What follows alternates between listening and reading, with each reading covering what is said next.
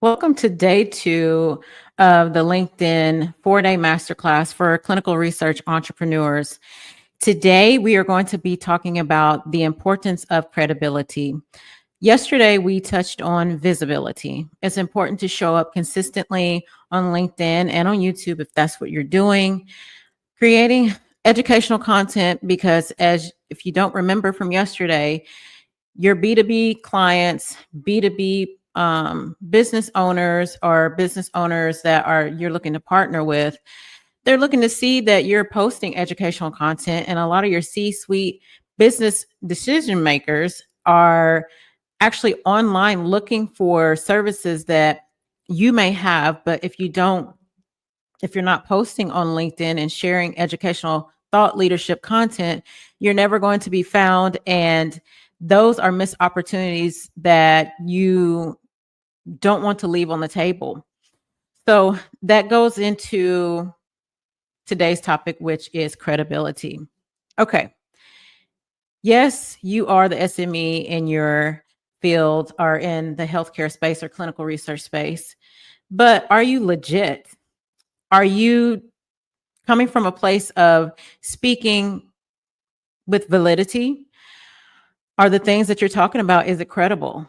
Are you able to back it up with data? See, in clinical research, as a research site owner, or if you're becoming a research site owner, or you're thinking about it, or just being in the clinical research space, credibility is a must. If you do not, it's not optional.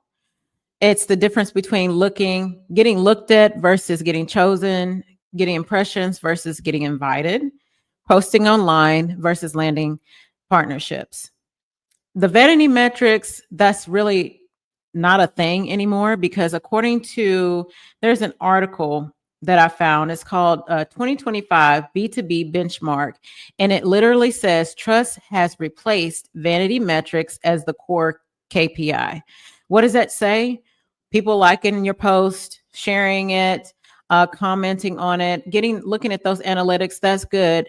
But if you're not sharing anything that's credible, well, your message is just not going to go over well. People are going to sense that you're not speaking the truth, and the messages and data that you're putting out is false, or there's some misconceptions as to what you're talking about. They found out that 94% of marketers believe trust drives long-term success. Decision makers watch creator-led content to evaluate credibility. Video and short form posts aren't entertainment, they are trust engines. I talked about going live on LinkedIn, which is a video that you need to work on doing at least monthly, because again, it's going to show you and you do it consistently. There are a lot of AI tools and videos out there. It almost looks real, but again, it's not. To me, some of the things that I see, I don't trust it and I don't find it credible. So you showing your real face, being visible, and then whenever you get on LinkedIn, you're talking about something that has truth to it and you can back it up with credible resources and data, then that says a lot. So you need to ask yourself, when sponsors, CROs, or academic institutions look you up, do you look credible? Do you look trustworthy? Do you look like someone who understands the data, the population, and operations? That is what today is all about. And one thing I want to point out, those individuals, those companies, those B2B potential clients, partnerships, they don't care about your thumbnail. Now, granted, if you're looking sloppy, and appearance says a lot, but it's your content that you need to be concerned with. You really need to ensure that you are producing and creating content that's speaking to the B2B clients, and you are showing yourself as a problem solver, right?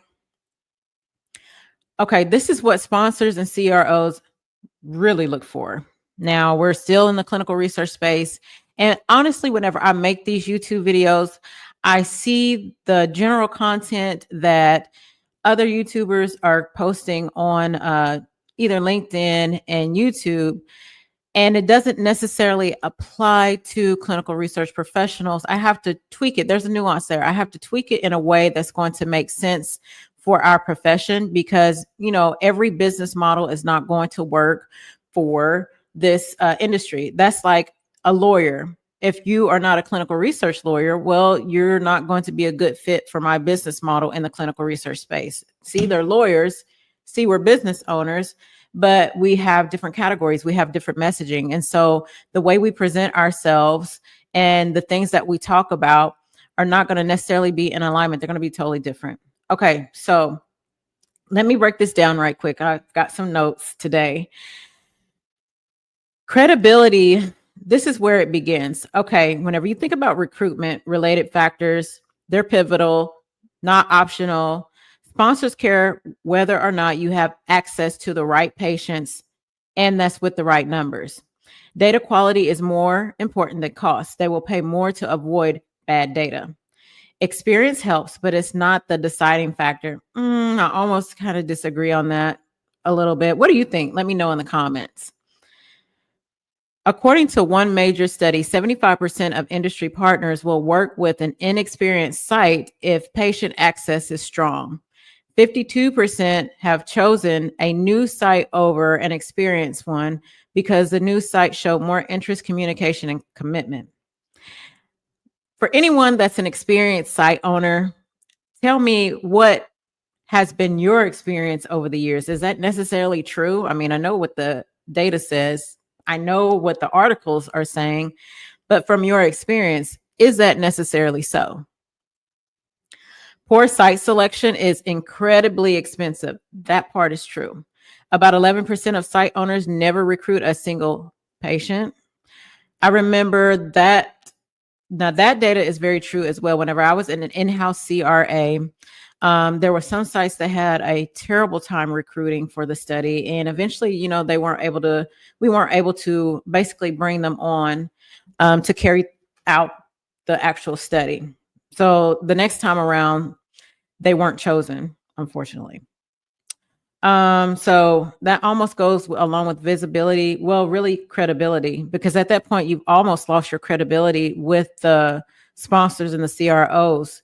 They no longer see you as a trusted partner. You're not credible. You're not bringing in the right patients so they can actually generate the data that they need for that particular study. And the data also depends upon whether or not you're entering in the right data in the first place at the site. Credibility goes a long way. So for you on LinkedIn, your goal is to demonstrate the exact behavior sponsors define as credible. So how are we going to translate that criteria into LinkedIn content? Let's translate all of this into what you need to do on LinkedIn to build credibility. There are 4 pillars sponsors care about, and every piece of content you create should align with these 4. The one pillar number 1, is patient access and recruitment capacity. Recruitment is the number 1 factor in site selection. That is very true. So what do you create? What do you post about? Zip code level data, burden of disease maps, health disparities, rural access gaps, transportation challenges, community partnerships, school, church engagements. What you're doing is, and this is something that I wrote in my LinkedIn newsletter not long ago. It's a feasibility, I call it a feasibility LinkedIn newsletter. That's basically what it was all about. I, basically showed credible data I showed up on LinkedIn and I created content based on this area, what the health disparities are. I showed the actual map and I showed like the percentages, like what studies would actually be necessary or actually match the comorbidities or the health disparities that's in Sikeston, Missouri. To me, that's showing credibility, because as a soon-to-be site owner or as a site owner, you're not just going out here. And I heard somebody say, sometimes you, as a new site owner, you have to take whichever study that they give you because you're new. And I get that. You're the new kid on the block. But I also know that doing my due diligence and doing the research and understanding what my hometown needs so we can have the appropriate clinical trials here, it's, to me, it's building up credibility, and it's also building up trust. And it's also saying like, hey, you know what? You're not going to be wasting dollars because you haven't done your research. Somehow you need to build up that credibility, which is going to help bring, in my opinion, a stronger relationship, a stronger bond, stronger output, if you will, with sponsors, CROs, whoever you're talking to, whoever your audience is. You're going to build up that credibility because you've done your research. You're not just going out here willy-nillying, if that's a real word, and coming up with these bright ideas without doing your research. Pillar number 2, data quality mindset. Next, sponsors care about whether or not you can deliver clean data. Just kind of touched on that a few minutes ago.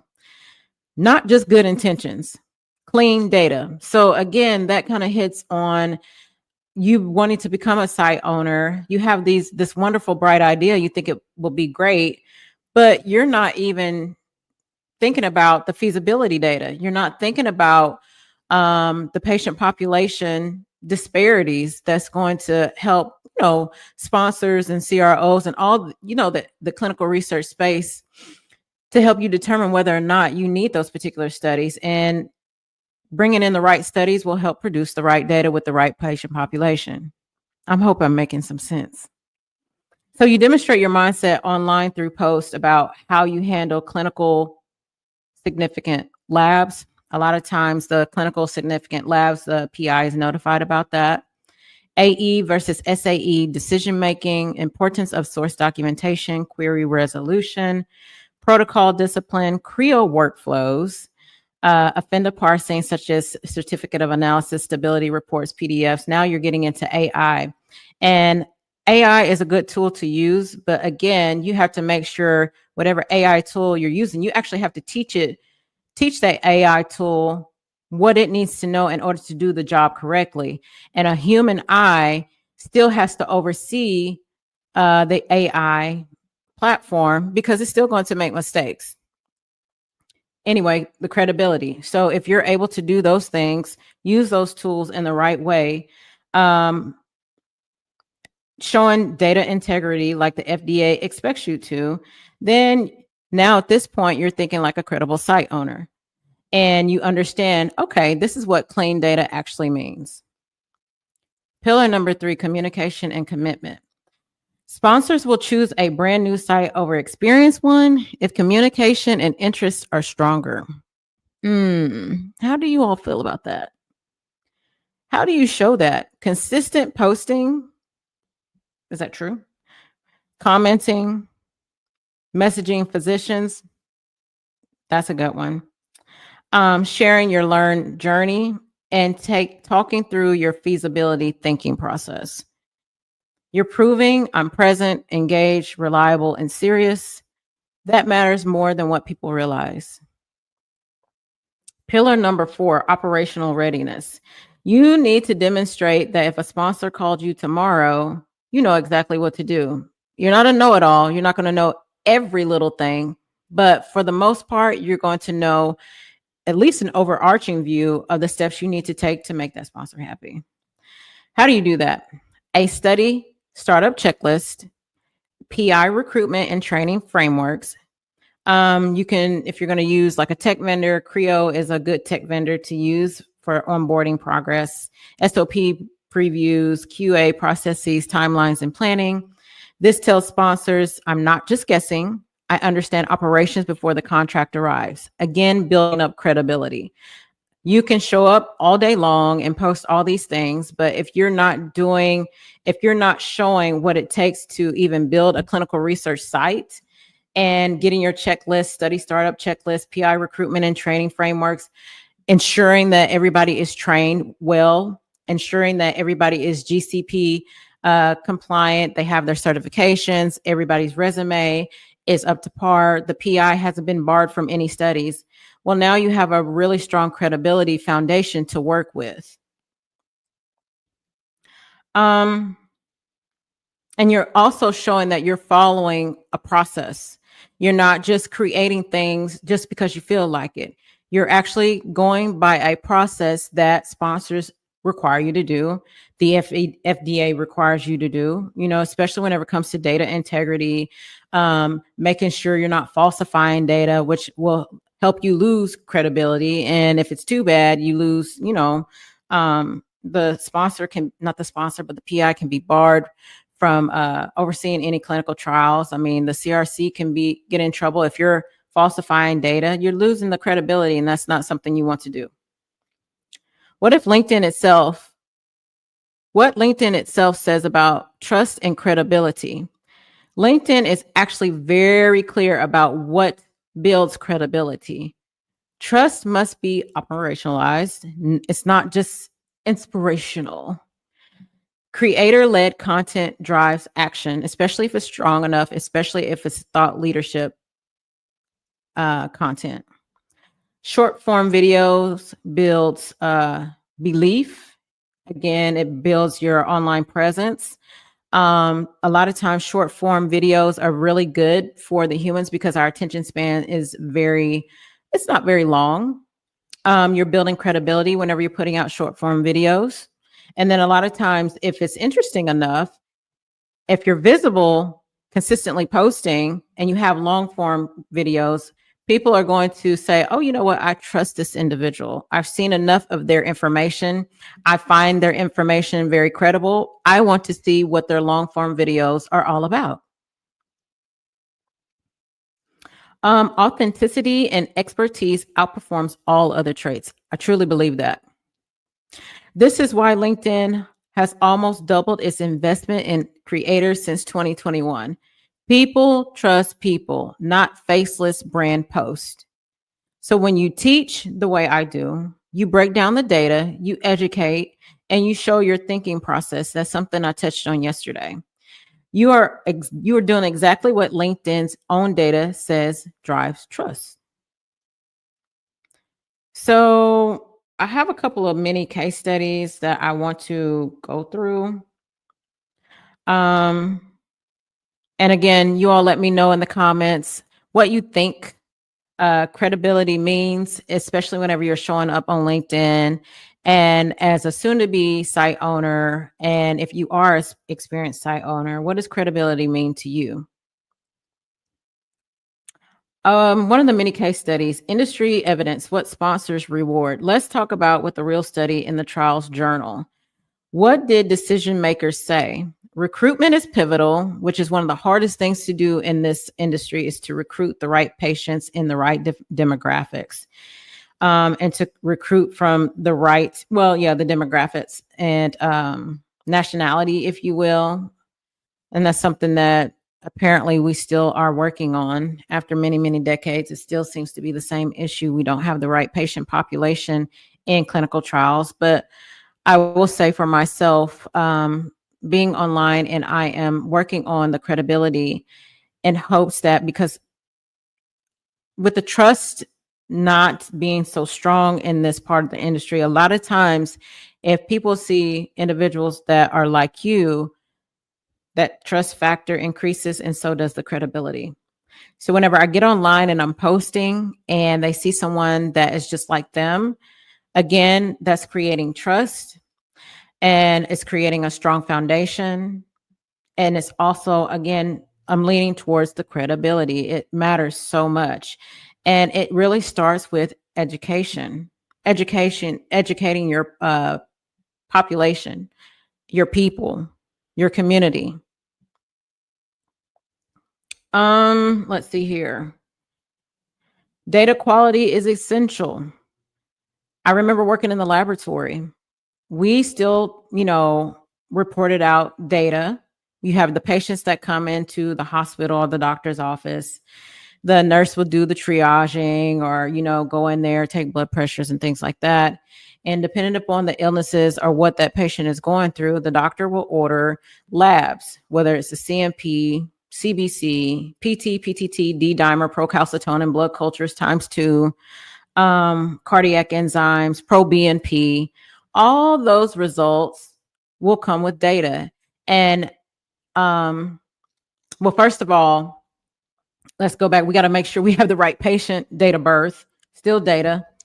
And then after that, then they go ahead and draw the blood, bring the specimens down, and we still have to make sure that specimen is intact. Specimen integrity is a must, because let's say, for instance, and it's the same thing whenever we're talking about data quality is essential. If we received, and there were times we would receive a CMP, it's usually drawn like a little gold top or a red top, but normally gold because it's got the serum separator at the bottom. If we spun that specimen down and the serum looks red, you might as well not even run the test, because what will happen is, let's say like your potassium, it's going to be falsely elevated. Now, if you decide to go ahead and report out a potassium of 6.5, and really most of that's not 6.5. I've even seen a potassium of 14, but that's because the specimen was hemolyzed. And if you report that out, first of all, it's not even compatible with life. Now you have compromised data because you did not do your due diligence to actually have the specimen redrawn, evaluated it to ensure that that patient is not running around with a 6.5 potassium. And they're definitely not running around with a 14 because they're not even alive. That's not compatible with life. So whenever we talk about data quality, it's the same thing in clinical research. You have patients come through, they're supposed to be taking the IP and whatever data that goes into the computer, it needs to be correct. You can't go in there falsifying data. You are tampering with evidence, and really you'll be tampering with somebody's life, because data integrity, data quality, good clinical trials depends upon good data input. Experience, what decision makers say. Now, I totally disagree with this. Experience is not required. You need to be trained properly. Nobody is born with this knowledge, but not having any experience at all, that does too matter. You just need to be trained properly, educated properly, and then you can move forward. Commitment matters more than prestige. Many sponsors willingly choose new sites. They reward clarity, discipline, and communication. This means you, as a new, emerging, or future site owner, can absolutely position yourself as credible before you even start your first trial. Another mini case study, LinkedIn evidence, what the platform rewards. Now, let's look at the LinkedIn's own research. 94% say trust is the number one factor in long-term success. That's with any relationship. Anytime the trust is broken, the relationship crumbles, credibility goes out the window, and let me think. The idea of you having a stronger relationship partnership, it really weakens it. So having trust, building trust, showing up on LinkedIn, and building up that credibility, that is going to lead to long-term success, just like with any relationship. Short form videos has a 41% ROI. So again, if you're not too comfortable about posting videos, you're going to have to get uncomfortable, or you're going to have to, if you're not comfortable with posting any videos for that matter, you're going to have to get comfortable. Experts outperform brands. Authenticity, again, drives influence. This is why I feel like my content works. Your content will work the same way. And what you're doing is you're aligning with exactly what the platform wants. And I've heard and I've read that LinkedIn is really going to start rewarding content creators for creating educational thought leadership content, and you're not just getting on there blabbing about a bunch of nonsense. They want to know that you're actually saying something to help educate your audience or your ideal avatar B2B clients. Let's see, another mini case study, my journey. I always use myself as a real world example. Here's proof that the model works. I'm about to hit 4,600 connections in a highly specialized niche. I think earlier this year, I was about at maybe 1,500 or so. and my LinkedIn newsletter. I think I launched it about 6 months ago. Well, I'm over 1,700 newsletter subscribers. That's big to me because my social media presence at one point in time, I didn't have followers like that. I didn't have any connections like that. But whenever I began to become serious about showing up on LinkedIn and trying to create thought leadership content, which I need to, continuously keep working on, now I am being looked at as an SME thought leadership, and I'm providing credible resources and credible content that you can actually look up. And then not only that, it's a live experience. You can try to fake it all day long, but I'm not trying to lose my credibility, and I'm not trying to lose the trust with my audience and with the B2B partnerships that I have, right? My masterclass landing page is converting very well. I think about 20%. I think that's a good number. I have to look that up.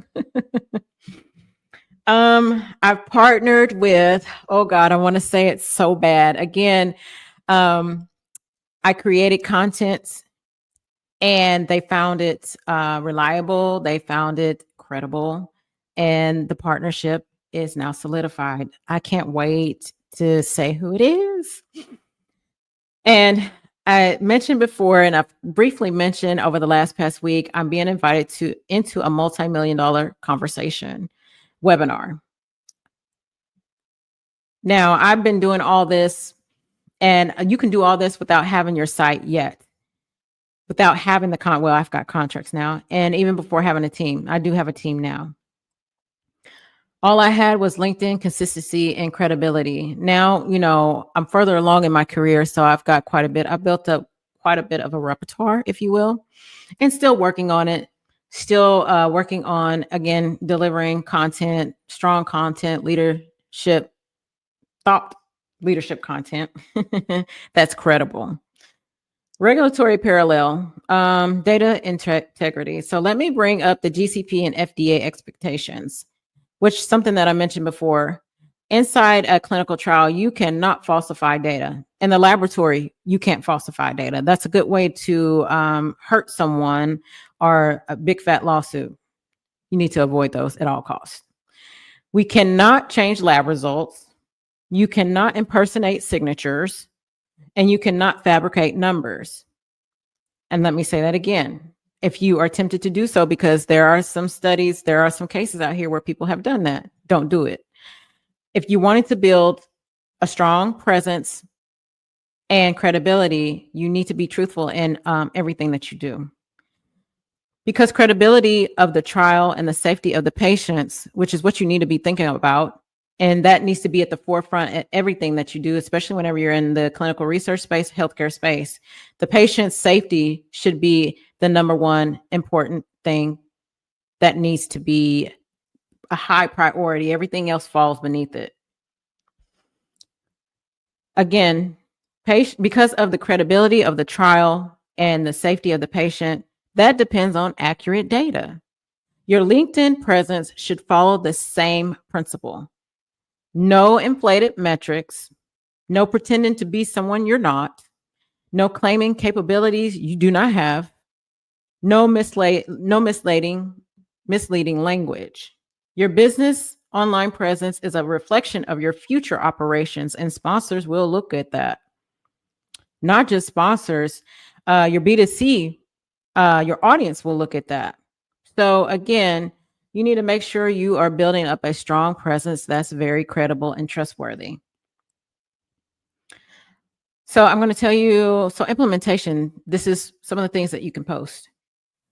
Here is your credibility content plan. I got a plan for you.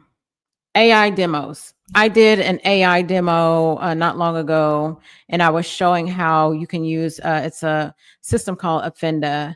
You can upload certificate of analysis and stability reports, and it will parse that information into the system. And what you're doing is you're checking to make sure that the AI has brought over the correct data, the data that they brought over. Obviously from the certificate of analysis is credible data, but we need to make sure that AI is actually pulling over the credible data. Let's see here. You can talk about credibility content plan, the burden of disease posts, zip code analytics, GCP breakdowns, AE, SAE decision trees, or case studies, if you will, and what it actually means to have a SAE, AE, and how that ties in the investigator and what they normally do. I guess depending upon the study, right? There's several different things you can talk about in that arena. Community engagement. You can highlight a lot of things in your newsletter, masterclass metrics, and you can do behind the scenes operations. I've done a little bit of that too. So every post is a credibility signal. Your credibility, you should have, or you need to create a weekly credibility cadence. So Monday, educational teaching post, Wednesday, short credibility video, Friday, behind the scenes workflow, and Sunday, newsletter or long form carousel. The way I try to do it, I'm not always perfect, but Mondays, LinkedIn newsletters, monthly webinars, going live on LinkedIn like this. And then every once in a while I'll pop up live, and it's not necessarily a structured live, just to kind of give you a highlight or behind the scenes of what I'm doing and how the business is going, and maybe some bloopers that I have come across or some lessons learned that I've come across that I think people should know about, as in behind the scenes, what it takes to be a business, an entrepreneur. Let's see here. I try my best to form a cadence during the week, but I'm not doing so great at that. So I need to do a little bit better in that area. But again, this is a blueprint that you can follow yourself. Again, Monday, educational teaching post, Wednesday, short credibility videos, Friday, behind the scenes workflow, Sunday, newsletter or long form carousel. Honestly, I really like my short form videos. I have done like just post, especially if I don't feel like making a video, but I like being on camera. I like for people to see my face. I like for people to hear my voice. I like for people to see how I think and how I interact with the audience. And again, to me, it builds up. This is something that I normally do. And people can look at me and say, oh, okay, this is her normal routine. That's what you want people to see. Okay, she normally posts a LinkedIn content, short form videos 3 days a week. If that's what you want to do and you can keep that cadence up, then that's what you need to do. And if you can keep up the cadence of creating LinkedIn newsletters every Monday, you need to keep that up. If you can keep up the cadence of producing, let's see, evergreen YouTube videos on Mondays, you can do that. And then maybe on Wednesdays, you can break those, your long form content up into short form videos like on Wednesday and Fridays. So this cadence, it builds up trust, momentum, recognition. Now people are familiar with your process. And now you have a long-term rapport with decision makers. So to wrap things up, visibility always gets you some attention. If you think about it, let's break it down to relationships. I'm a woman and there's a guy that's trying to get me to see him. See, visibility. But once you start building up meeting, having conversations, here comes the strong content. Is what the thing that's coming out of his mouth, is it credible? Is he trustworthy? Can I even have him around my son?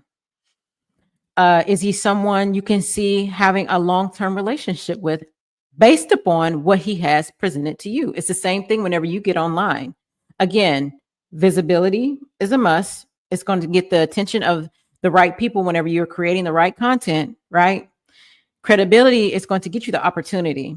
So if you're credible, just like in a relationship, if this guy is showing himself approved, then you're going to be able to go, you two will be able to go on to the next step, which is a higher level. Same thing in a business partnership, or if you're looking to have a multi-million-dollar partnership with a multi-million-dollar company, tech vendor, whoever. Now they see you as a credible enough partner to present to you the opportunity. Makes a huge difference. Consistency is what is going to get you the contracts. So again, I'll use myself as an example.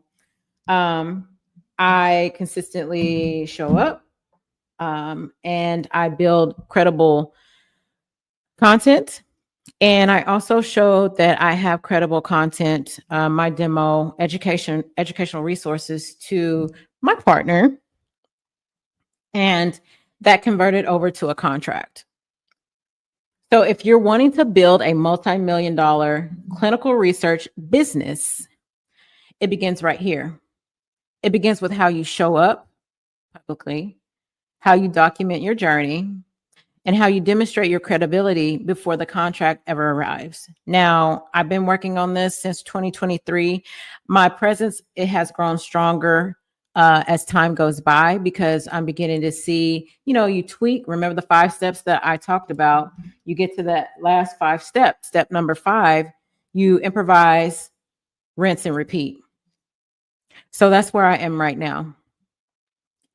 Again, building, if you're wanting to have a multi-million dollar partnership or attract those kind of B2B clients to you, then you need to be visible and you need to create trustworthy content that's going to scream credibility. You're going to be credible, So again, with how you show up on LinkedIn, social media platform, and even face-to-face, it not just on LinkedIn, not just on YouTube.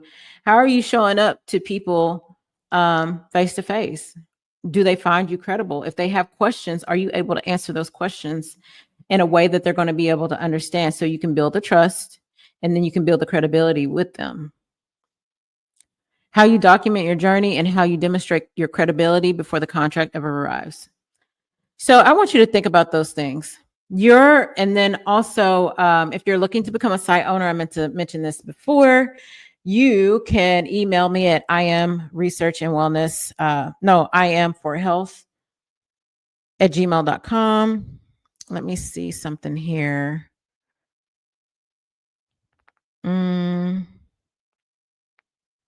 Yeah. If you're ready to start a site, email me at iamforhealth@gmail.com. I meant to mention that earlier, and I actually forgot. Let's see here. No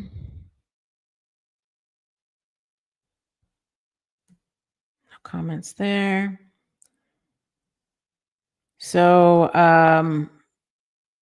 comment below on what are some other topics that you want to hear as it's business related, content related around LinkedIn, because that's what I am teaching on, because I see people that probably need a little bit of help in that area, or they need guidance, or they just don't know how to show up, or maybe they're too embarrassed to show up.